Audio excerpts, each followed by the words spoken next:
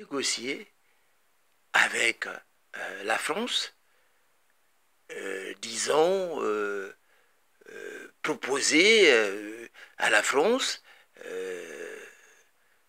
un dialogue de sortie de crise. Peut-être une conférence nationale bis, parce que la crise est profonde. C'est une crise de fond qui touche qui touche toutes les structures du pays. Donc tout est paralysé, l'économie, la politique, le social, tout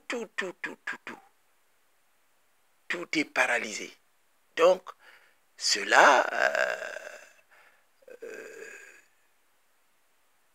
nécessite vraiment une conférence nationale où tout le monde sera accepté.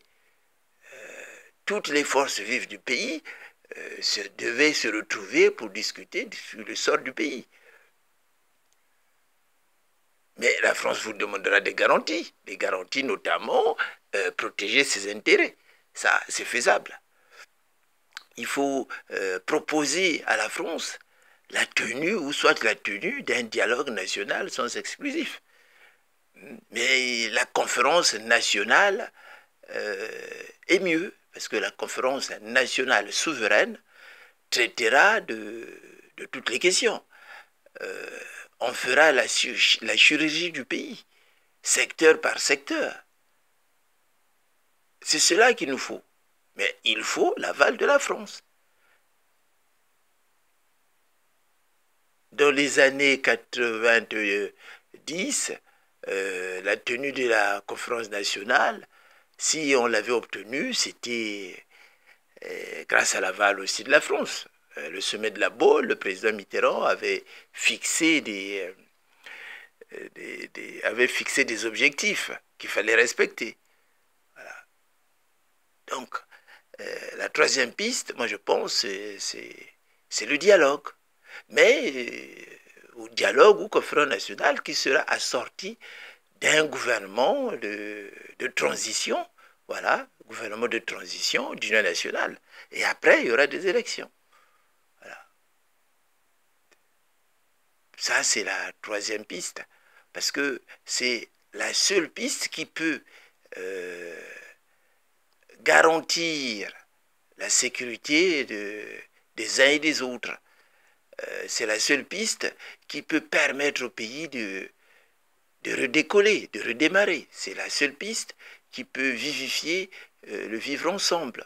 C'est la seule piste qui peut permettre le retrait militaire dans le pool. C'est la seule piste qui peut permettre l'indemnisation des victimes. C'est la seule piste qui peut permettre qu'on puisse évaluer il y a eu combien de morts. C'est la seule piste qui peut permettre de savoir qu'est-ce qui s'est passé. C'est cette piste qu'il faut exploiter. Mais cette piste-là, pour que ça marche, il faut l'aval, comme je l'ai dit, de la France. Parce qu'il ne faut pas se leurrer, il ne faut pas se voiler la face. La France a la mainmise sur le Congo. Donc la France contrôle le Congo. Les intellectuels congolais, la majorité c'est des francs-maçons, ils sont dans les loges françaises. Tous les gens qui sont là-bas, ils dépendent de la France. Donc ce travail-là, la diaspora congolaise a un travail énorme à faire. Voilà, donc notamment un lobbying au sein des partis politiques français, au sein, disons, des loges maçonniques d'ici, voilà, pour convaincre les autorités françaises, notamment le président de la République, le président de l'Assemblée, le président du Sénat, pour qu'il y ait quand même la tenue de la conférence nationale ou d'un dialogue au Congo.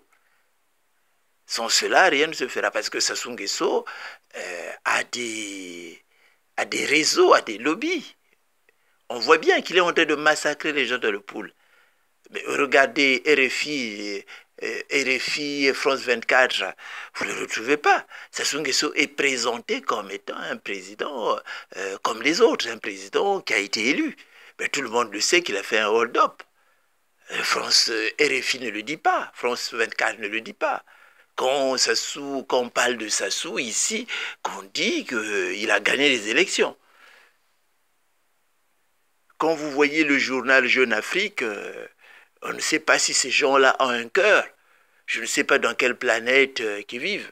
Même si Sassou finance, je ne sais pas si c'est Sassou qui finance leur journal, mais regardez bien les couvertures de Jeune Afrique. C'est impensable. Donc on voit bien que le monsieur, il a des réseaux.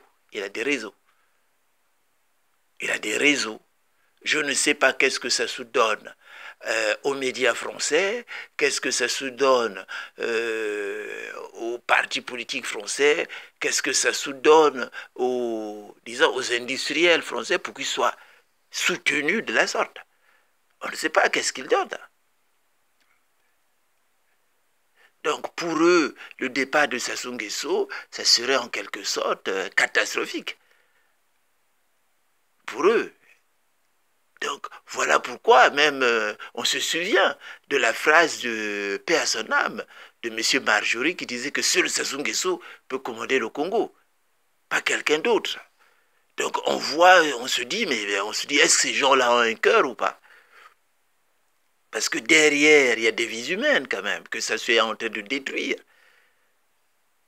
C'est des vies humaines que ça soit en train de détruire. Actuellement dans le pool, il n'y a pas, ni l'ONU, ni l'Union africaine, ni l'Union européenne n'est venue au chevet de la jeu de poule. Donc Sassou Nguesso est en train de massacrer, tout le monde ferme les yeux.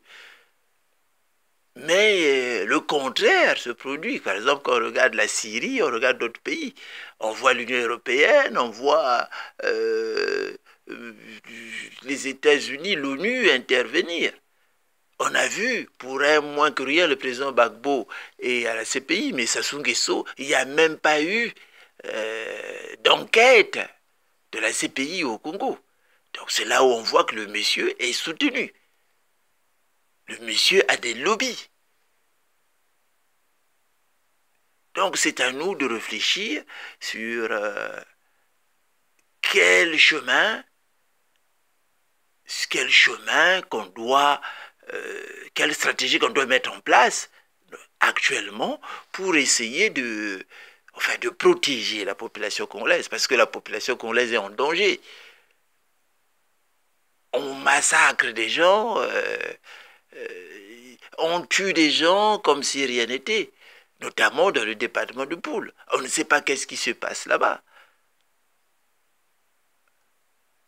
Donc c'est à l'opposition congolaise de proposer une utopie à la population congolaise, de proposer une utopie à la communauté internationale. Ça, actuellement, il faut pas être traumatisé. Parce que derrière, c'est des vies humaines. Chaque jour qui passe, c'est des milliers de gens qui meurent. Donc, l'opposition congolaise doit réfléchir, doit se mettre au travail. Donc, moi, je pense que le dialogue national sans exclusif, mais conférence nationale, souveraine, bis, moi je pense, est mieux. Voilà. Conférence nationale souveraine qui sera sortie d'une transition démocratique, oui. Et après, il y aura des élections au bout. Donc, moi, je pense que c'est la solution, c'est la seule solution.